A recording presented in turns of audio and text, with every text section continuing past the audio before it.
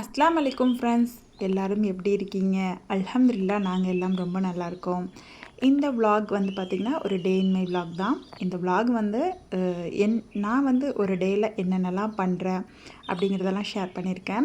உங்களுக்கு போர் அடிக்கும் அப்படின்னு தோணுச்சுன்னா ஸ்கிப் பண்ணிக்கோங்க. நிறைய இன்ட்ரெஸ்டிங்கான விஷயங்களும் அண்ட் கூடவே ரெசிபீஸுமே ஷேர் பண்ணியிருக்கேன். நம்மளுடைய vlog-ஐ நீங்கள் இப்போ தான் ஃபர்ஸ்ட் டைம் பார்க்குறீங்கன்னா மறக்காமல் சப்ஸ்கிரைப் பண்ணிவிட்டு பாருங்கள். கூடவே பக்கத்தில் இருக்க பெல் பட்டனையும் கிளிக் பண்ணி வச்சுக்கோங்க. அப்போ தான் நான் போடுற வீடியோஸ்லாம் உங்களுக்கு உடனே வரும். இந்த vlog வந்து பார்த்திங்கன்னா நேற்று எடுத்த vlog தான், சண்டே எடுத்த vlog. சண்டே அப்படிங்கிறனால கொஞ்சம் லேட்டாக தான் எழுந்திரிச்சேன். ஒரு 7:30 போல் எழுந்திரிச்சிட்டு ப்ரஷ் பண்ணிவிட்டு ஃபஸ்ட்டு துணியை ஊற வச்சிடலாம் அப்படின்னு சொல்லிட்டு துணி ஊற வச்சுட்டேன். ஏன்னா உடுப்பியில் வந்து பார்த்திங்கன்னா இப்போலாம் எப்போ மழை வருது எப்போ வெயில் வருதுன்னே சொல்ல முடியல, அந்த மாதிரி கிளைமேட்டாக இருக்குது. நான் எந்திரிக்கும் போது அப்போ தான் மழை பெஞ்சு விட்டுட்டு கொஞ்சம் நல்லா வெயில் அடிக்கிற மாதிரி இருந்துச்சு. சரி சீக்கிரம் வந்து துணியை ஊற வச்சு துவைச்சி போட்டோன்னா கொஞ்சம் நேரம் வெயில் அடித்தாலும் துணி வந்து கொஞ்சம் காஞ்சிடும், அப்புறம் வந்து ஃபேனில் போட்டுக்கலாம் அப்படின்னு சொல்லிட்டு ஃபஸ்ட்டு துணியை ஊற வச்சுட்டு அப்படியே வந்து பார்த்திங்கன்னா இப்போ மெயின் டோரை ஓப்பன் பண்ணிவிட்டு பால் வந்து எடுத்துகிட்டு போகலாம் அப்படின்னு சொல்லிட்டு வந்து வெளியே வந்துட்டேன். இன்றைக்கி சண்டே அப்படிங்கிறனால எந்திரிச்சு விட்டு தண்ணி குடிச்சிட்டு கொஞ்சம் நேரத்துலேயே காஃபி குடித்தா தான் நமக்கு அடுத்த வேலையை ஓடும். ஏன்னா எந்திரிச்சதே லேட்டு, கொஞ்சம் சோம்பேறித்தனமாக இருக்குது. அதனால் ஃபஸ்ட்டு வந்து காஃபி குடித்தா கொஞ்சம் பிரிஸ்காயிடலாம் அப்படின்னு சொல்லிட்டு பால் எடுக்கிறதுக்காக வந்துட்டேன்.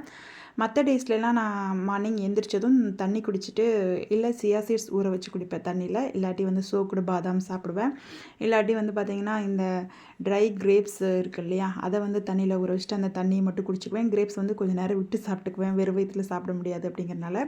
பட் சண்டே மட்டும் காலையில் எந்திரிச்சு விட்டியுமே கொஞ்சம் தண்ணி குடிச்சிட்டு நல்லா ஸ்ட்ராங்காக ஒரு காஃபி போட்டு குடிச்சிடுவேன். அப்படி தான் வந்து இப்போ காஃபி போட்டு குடிக்கலாம் அப்படின்னு சொல்லிட்டு பால் எடுத்துகிட்டு வரலான்னு வெளியே வந்திருக்கேன். அப்படியே இப்போ போய் நல்ல ஒரு காஃபியை போட்டுட்டு வந்துட்டு ஃப்ரீயாக சோஃபாவில் உட்காந்துட்டு காஃபி குடிக்க போகிறேன். மற்ற டேஸ்லலாம் வந்து பார்த்திங்கன்னா டக்குன்னு அவசரமாக வந்து அந்த சியா சீட்ஸு சோக்குடு பாதாம் இதெல்லாம் சாப்பிட்டு முடிச்சுட்டு ஒரு 1/2 hour விட்டுட்டு ஒரு 7:50 மேலே 7:30 மேலே ஆகிடும் நான் காஃபி குடிக்கும்போது. அதுவும் வந்து பக்கத்துலேயே டைனிங் இருக்குமா கிச்சன் பக்கத்தில், அங்கே உட்காந்து அவசரமாக குடிச்சிட்டு போயிடுவேன். பட் இன்றைக்கி சண்டே குழந்தைங்களுமே தூங்குறாங்க, பிரேக்ஃபாஸ்ட் வந்து கொஞ்சம் பொறுமையாக செஞ்சால் போதும், அவங்க எழுந்த பின்னாடி செஞ்சுக்கலாம் அப்படின்னு சொல்லிட்டு அவங்க எந்திரிக்கிறதுக்கு எப்படியும் ஒரு 9 o'clock ஆகும். சரி தூங்கட்டும் அப்படின்னு சொல்லிட்டு விட்டுட்டேன். மற்ற டேஸ்லலாம் அவங்க வந்து பார்த்திங்கன்னா பஜ்ர் தொழுகைக்கு எந்திரிச்சிட்டு அப்படியே படிக்க ஆரம்பிச்சிருவாங்க. அதுவும் கொஞ்சம் நிறைய எக்ஸாம்ஸ்லாம் இருக்குன்னா ஒரு 3 o'clock 4 o'clockலாம் எந்திரிச்சிருவாங்க பிள்ளைங்க.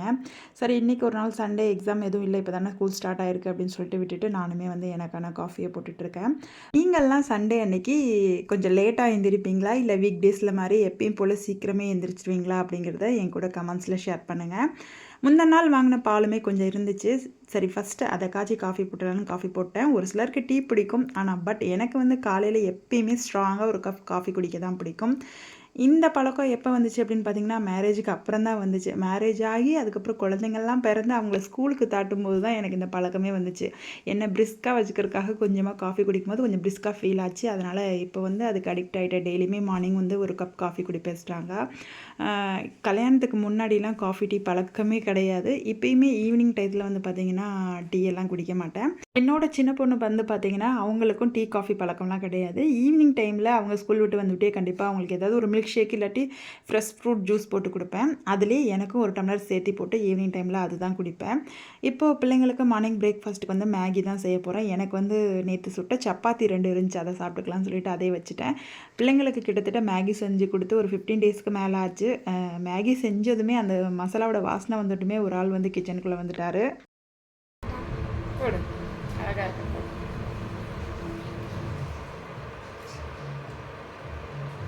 அப்படியே எல்லாத்தையும் போடுமா. சண்டே ஸ்பெஷல் நீங்கள் சமைக்கிறீங்களா? ஜெய்பு சண்டேங்கிறனால நீ சமைக்கிறியா? என்ன ஸ்பெஷல் சமைக்கிறீங்க? என்ன ஸ்பெஷல்? சண்டே ஸ்பெஷல் மேகியா உங்கள் வீட்டில்?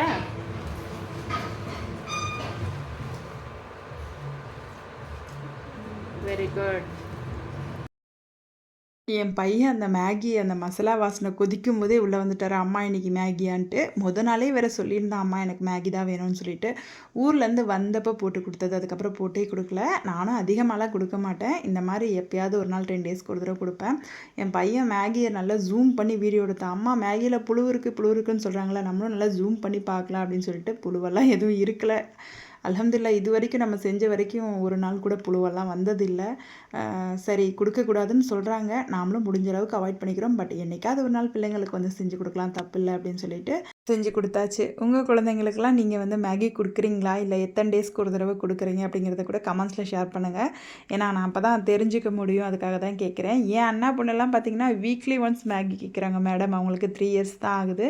அவங்களுக்கும் மேகி வாசம் வந்தால் போதும், எங்கேயாவது பக்கத்து வீட்டில் செஞ்சு வாசம் வந்தால் கூட அம்மா எனக்கு மேகி வேணும் மேகி வேணும்னு கேட்குறாளாமா. அந்த அளவுக்கு இருக்க குழந்தைங்க அந்த டேஸ்ட்டுக்கு வந்து அடிக்ட் ஆகிட்டாங்க. ஒன்றும் பண்ணுறதுக்கு இல்லை. இப்போ அப்படியே வந்து பார்த்திங்கன்னா டைனிங்கெல்லாம் துடைச்சி முடிச்சுட்டு துணியுமே துவைச்சி முடிச்சிருச்சு. ட்ரையரில் போட்டு சரி காய போட்டுடலாம் அப்படின்னு சொல்லிட்டு காய போட்டுட்ருக்கேன். இந்த துணி காய வைக்கிறதுக்கு வந்து பார்த்திங்கன்னா ஸ்டாண்டெல்லாம் இருக்குது இல்லையா, அதெல்லாம் வந்து நான் ஆல்ரெடி வந்து வாங்கி யூஸ் பண்ணிவிட்டு அப்படியே ஒரு 3-4 டேஸில் அப்படியே வந்து ரிட்டனுமே பண்ணிட்டேன். நான் வந்து அமேசானில் தான் வாங்கியிருந்தேன். எனக்கு என்னமோ இந்த கொடியில் காய போடுற மாதிரி வர்றதில்லை, துணி காய போடுறது ஸ்டாண்டில் காய போடுறதெல்லாம். அதில் வந்து ரொம்ப ஒட்டிக்கிட்டு பக்கத்தில் இருக்க மாதிரி இருக்கும். இந்த வந்து கொடியில் போட்டால் தான் துணியெல்லாம் நல்லா ஃப்ரீயாக காயிற மாதிரி இருக்கும். ஸோ அதுக்காக வந்து யார் யார் ஸ்டாண்ட் யூஸ் பண்ணுறீங்க, அது உங்களுக்கு எப்படி ஃபீல் ஆகுதுங்கிறதையும் நீங்கள் வந்து ஷேர் பண்ணுங்கள் கமெண்ட்ஸில். ஏன்னா நான் எதுக்காக கேட்குறேன் அப்படின்னு பார்த்தீங்கன்னா, நம்ம எல்லாருக்கும் திங்கிங் ஒரே மாதிரி இருக்காது இல்லையா, ஒவ்வொருத்தருக்கு ஒவ்வொரு மாதிரி இருக்கும். ஸோ அதுக்காக தான் வந்து கமெண்ட்ஸில் ஷேர் பண்ணுங்கன்னு சொல்கிறேன். இப்போ வந்து துணியெல்லாம் காய வச்சுட்டு அப்படியே உள்ளே வந்தால் என் பையனுக்கு சண்டே அப்படிங்கிறனால ஜாலியாக டிவி பார்த்துட்டு இருந்தார். இப்போ அப்படியே நான் வந்து கிச்சனுக்குள்ளே வந்துட்டேன். மதியம் லஞ்சு சமைக்கலாம் அப்படின்னு சொல்லிட்டு இன்றைக்கி நம்ம வீட்டில் லஞ்ச் வந்து பார்த்திங்கன்னா எறா தான் செய்ய போகிறேன். ரொம்பவே குட்டி குட்டியான எறாவாக இருந்துச்சு. அண்ணன் வந்து நேற்று வாங்கிட்டு வந்து கொடுத்தான். அவன் வீட்டுக்கும் நம்ம வீட்டுக்கும் வாங்கிட்டு வந்துட்டான் மொத்தமாக. இப்போல்லாம் உடுப்பியில் வந்து பார்த்திங்கன்னா மீன் எறா எல்லாமே வந்து ரொம்ப கம்மியாக தான் கிடைக்குது. ஏன்னா ரொம்ப மழையாக இருக்கனால போட் எதுவுமே போகிறதில்ல. சரி நமக்கு கிடைக்கிறதே பெரிய விஷயம். அதுவும் நாங்கள் ஃப்ரெஷ்ஷாக இருந்தால் மட்டும்தான் வாங்குவோம். பார்க்கும்போதே தெரியும் ஃப்ரெஷ்ஷாக இருந்தால் மட்டும்தான் வாங்குவோம். ஐஸில் வச்சதெல்லாம் இருக்கும், ஆனால் அதெல்லாம் வாங்க மாட்டோம். சரி ஃப்ரெஷ்ஷாக இருந்தனால வாங்கிட்டு அப்படியே வந்து க்ளீன் பண்ணுறேன். இப்போ எறாவை க்ளீன் பண்ணுறது ரொம்பவே ஈஸி. கல்லை வந்து தோல் உரிக்கிற மாதிரி உரிச்சிடலாம். அந்த நடுவில் இருக்கிற அந்த நூல் மாதிரி ஒன்று இருக்கும், அதை மட்டும் உருகணும்.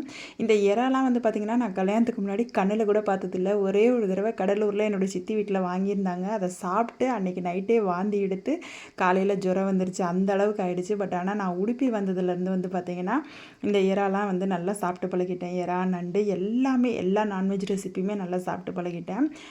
மாமியார் இருந்தாங்கன்னா அவங்களுமே க்ளீன் பண்ணுறதுக்கு ஹெல்ப் பண்ணுவாங்க. இப்போ அவங்களும் இல்லையா, சரின்னு சொல்லிட்டு நானே நல்லா பொறுமையாக உட்காந்து க்ளீன் பண்ணி முடிச்சிட்டேன். அப்படியே கையோடு அதில் வந்து நல்லா உப்பு மிளகாத்தூள் போட்டு மேரினேட் பண்ணி வச்சிடலாம் அப்படின்னு சொல்லிட்டு மேரினேட் பண்ணி வச்சுட்டு இப்போ வந்து பார்த்திங்கன்னா குழந்தைங்க வந்து ரொம்ப நாளாக வந்து ப்ரௌனி செஞ்சு கொடுங்கம்மான்னு சொல்லி கேட்டுகிட்டே இருக்காங்க. சரி நானும் ட்ரை பண்ணணும்னு நினச்சிட்டே இருந்தேன். சரி இன்றைக்கி ட்ரை பண்ணிடலாம் அப்படின்னு சொல்லிட்டு ட்ரை பண்ணிட்டேன். எல்லாத்துக்கும் நமக்கு ஒரு மூடு வரணும் இல்லையா, மூடு வந்தால் தான் அதெல்லாம் செய்ய முடியும் அப்படின்னு சொல்லிட்டு இன்றைக்கி ஒரு மூடு வந்துருச்சு எனக்கு ப்ரௌனி செய்யலாம் அப்படின்னு சொல்லிட்டு.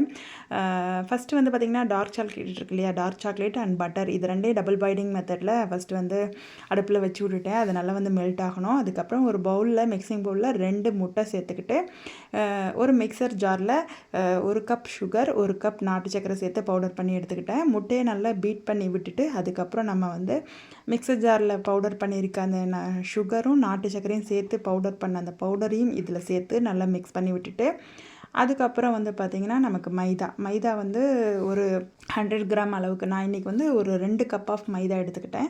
2 கப் மைதா சேர்த்துட்டு அது கூடவே ஒரு டீஸ்பூன் அளவுக்கு கொக்கோ பவுடர் சேர்த்துக்கிட்டேன். அதுக்கப்புறம் அது கூட ஒரு 1/4 டீஸ்பூன் அளவுக்கு பேக்கிங் பவுடர் அண்ட் ஒரு பிஞ்ச் ஆஃப் சால்ட் இதெல்லாம் வந்து நல்லா வந்து சலிச்சிட்டு சேர்த்துட்டு நல்லா மிக்ஸ் பண்ணி விட்டுடலாம். நல்லா ஒரு பீட்டர் வச்சு நல்லா மிக்ஸ் பண்ணி விட்டுட்டு அதுக்கப்புறம் வந்து பார்த்திங்கன்னா இப்போ நம்ம டபுள் பாயிலிங் மெத்தடில் மெல்ட் ஆகிறதுக்கு சாக்லேட்டும் பட்டரும் வச்சுருக்கோம் இல்லையா, அதெல்லாம் நல்லா மெல்ட் ஆன பின்னாடி நல்லா அது ஆறின பின்னாடி அதுக்கப்புறம் அதை வந்து இது கூட சேர்த்து நல்லா மிக்ஸ் பண்ணிவிட்டு அதுக்கப்புறம் நம்ம வந்து இப்போ பேக் பண்ண போகிறோம். நம்ம வீட்டில் ஓடிஜிலாம் இல்லை. பட் ஆனால் நேற்று ப்ரௌனி செஞ்சதுலேருந்து ஓடிஜி வந்து உடனே வாங்கலாம் அப்படின்ற முடிவில் இருக்குது. ஏன்னா அவ்வளோ ஒரு டேஸ்ட்டாக இருந்துச்சு ப்ரௌனி செய்கிறது ரொம்பவுமே ஈஸியாக இருக்குது.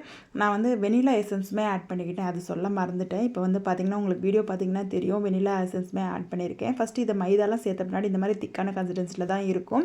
நான் மெல்ட் பண்ணி வச்சுருக்க அந்த சாக்லேட்டும் பட்டரையும் சேர்த்து இதில் மிக்ஸ் பண்ணும்போது நல்லா வந்து ப்ரௌனிக்கு எந்த அளவுக்கு கன்சிஸ்டன்சி வருமோ அந்த அளவுக்கு கன்சிஸ்டன்சி வந்துடும். இது கூட பால் இந்த மாதிரி எதுவுமே சேர்க்க தேவையில்லை. ப்ரௌனி செய்கிறது ரொம்பவே ஈஸியாக இருக்குது. பட் கடையிலலாம் எவ்வளோ ரேட் சொல்கிறாங்க. நீங்களுமே வந்து வீட்டில் கண்டிப்பாக ஈஸியாக இருக்கனால ட்ரை பண்ணுங்கள். ஓடிஜி இல்லாட்டியும் பரவாயில்ல, நம்ம வந்து பாத்திரத்தில் குக்கரில் கூட ட்ரை பண்ணலாம். இப்போ சாக்லேட்டு பட்டர் எல்லாமே நல்லா மெல்ட் ஆகி வந்துருச்சு. அதை அப்படியே ரூம் டெம்பரேச்சருக்கு வரட்டும் அப்படின்னு சொல்லிட்டு விட்டுட்டு எறா தொக்கு வந்து செஞ்சிடலாம் அப்படின்னு சொல்லிட்டு ஃபஸ்ட்டு அதுக்கு கிரேவிக்கு ரெடி பண்ணிகிட்டு இருக்கேன். இப்போ கடாயில் நிறைய நல்லெண்ணெய் சேர்த்துட்டு நம்ம மேரினேட் பண்ணி வச்சுருக்க எறாவை ஒரு 10 மினிட்ஸ் அந்த எண்ணெயில் நல்லா குக் பண்ணி எடுத்துகிட்டு அதுக்கப்புறம் வந்து நம்ம தொக்கு செஞ்சால் ரொம்ப சூப்பராக இருக்கும். இந்த மாதிரி கிரேவியெல்லாம் செய்யும்போது கண்டிப்பாக நிறைய சின்ன வெங்காயம் சேர்த்து செஞ்சால் தான் நல்லாயிருக்கும். அதுக்காக சின்ன வெங்காயத்தை ஃபஸ்ட்டு வந்து நல்லா நிறைய சின்ன வெங்காயம் உரித்து அதை மிக்ஸி ஜாரில் போட்டு லைட்டாக ஒன்றும் பாதியாக ஓட்டி எடுத்துக்கிட்டு அப்போ தான் கிரேவி வந்து நிறைய திக்கான கன்சிஸ்டன்சியில் கிடைக்கும். அது கூடவே நல்ல 3 பெரிய வெங்காயத்தை நல்லா பொடிசாக நறுக்கிக்கிட்டேன். இந்த எறாலாம் வந்து பார்த்திங்கன்னா நிறைய பேத்துக்கு பிடிக்கிறது இல்லை. பட் இது வந்து ரொம்பவே டேஸ்ட்டாக இருக்கும். சிக்கன் அதாவது ஃபிஷ்ஷு சிக்கனெல்லாம் விட ரொம்ப டேஸ்ட்டாக இருக்கும் எறா நண்டெல்லாம். பார்க்குறதுக்கு வந்து பூச்சி மாதிரி இருக்கும். நண்டெல்லாம் பார்க்குறதுக்கு வந்து பார்த்திங்கன்னா பயமாக இருக்கும் நிறைய பேத்துக்கு. பட் ஆனால் டேஸ்ட் வந்து அவ்வளோ சூப்பராக இருக்கும்.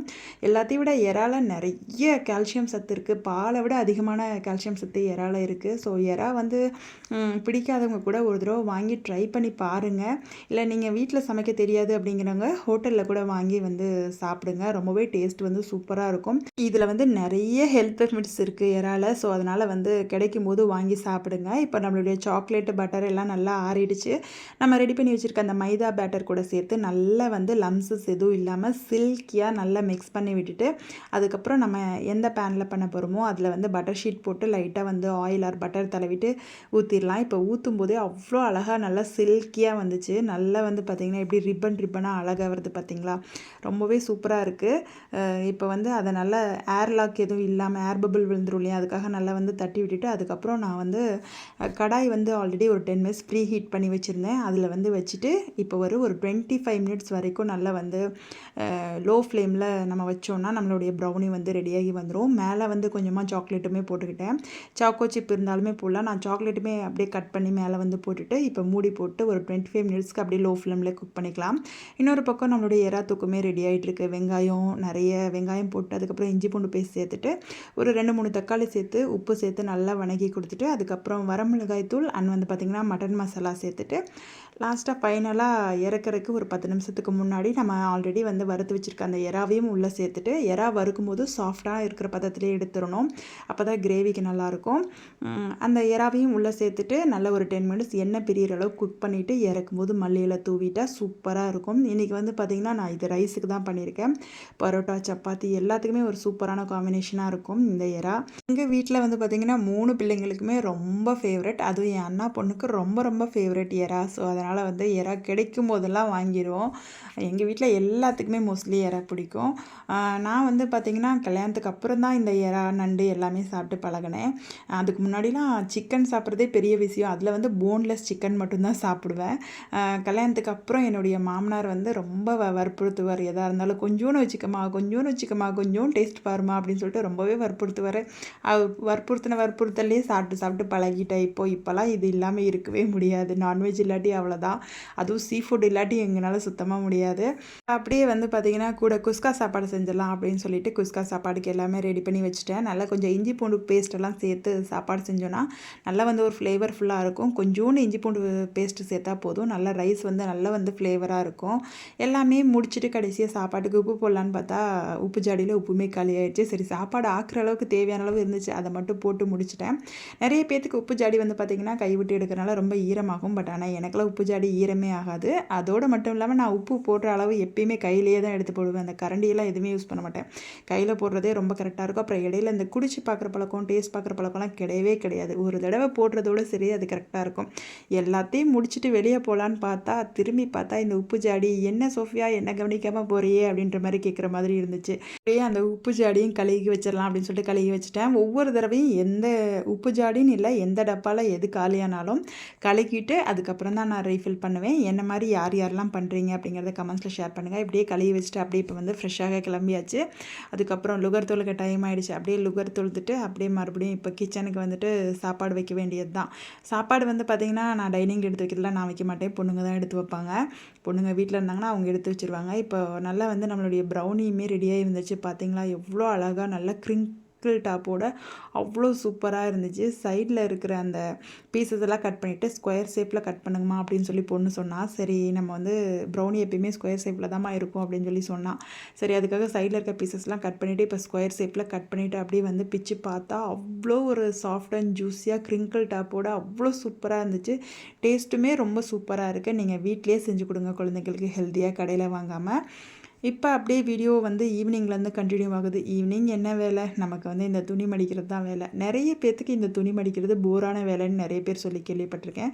பட் எனக்கெல்லாம் அப்படி இல்லை. துணி மடிக்கிறது எனக்கு வந்து போரான வேலையெல்லாம் இல்லை. டெய்லியுமே துணி துவைச்சி அது காஞ்சிச்சுன்னா அன்றைக்கே மடித்து அன்றைக்கே கபோர்டுக்குள்ளே வச்சுருவேன். நான்லாம் எப்படின்னா ஊர்லேருந்து வந்தேன்னா அன்றைக்கி பேக்கை அன்றைக்கே காலி பண்ணி கபோர்டுக்குள்ளே தூக்கி வைக்கிற ஆள். ஸோ அதனால் எனக்கு வந்து அன்னன்ன வேலைக்கு அன்னன்னைக்கே முடிச்சிடணும். இதெல்லாம் முடிச்சுட்டு ஈவினிங் டைமில் அப்படியே என் பையன் கூட கொஞ்சம் நேரம் ஷட்டில் காக் விளாண்டுட்டு இருந்தேன். என் பையனுக்கு ஃப்ரெண்டு, டியூஷன் டீச்சரு, வைக்கிற அஜ்ரத் எல்லாமே நான் தான். ஸோ அதனால் அவனுக்கு பக்கத்தில் விளையாடுறதுக்குள்ள பிள்ளைங்க யாரும் இருக்க மாட்டாங்க. அம்மாவை என்னையே தான் கூப்பிடுவான். அம்மா வாங்க விளையாடலாம், வாங்க விளையாடலாம் அப்படின்னு சொல்லிட்டு ஷட்டில் காக் விளையாடுவோம், கிரிக்கெட் விளையாடுவோம், கேரம் விளையாடுவோம், எல்லாமே விளையாடுவோம். ஈவினிங் டயத்தில் குழந்தைங்க கூட நம்ம இந்த மாதிரி டைம் ஸ்பெண்ட் பண்ணுறதுனால நமக்குமே வந்து ஹெல்தி தானே. musibatun kala kad an amallahu alayya ரொம்ப கஷ்டமாயிட்டே வருது. இஸ்லம் அகும் மஅஹும் மஹ்ரிப் தொழுது முடிச்சுட்டு அப்படியே பையனை உட்கார வச்சு கையோட குரான் ஓத சொல்லி கேட்டுருவேன். டெய்லியும் ஒரு ஐன் ஓதிடுவார். பக்கத்துலலாம் எந்த மதரசாவும் இல்லை. ஸோ அதனால் வந்து ஃபஸ்ட்லேருந்தே நான் தான் சொல்லி கொடுத்துட்ருக்கேன். இப்போ அல்ஹம்துலில்லாஹ் குரான் தொடங்கி 5 தூஸ் முடிச்சிட்டாரு.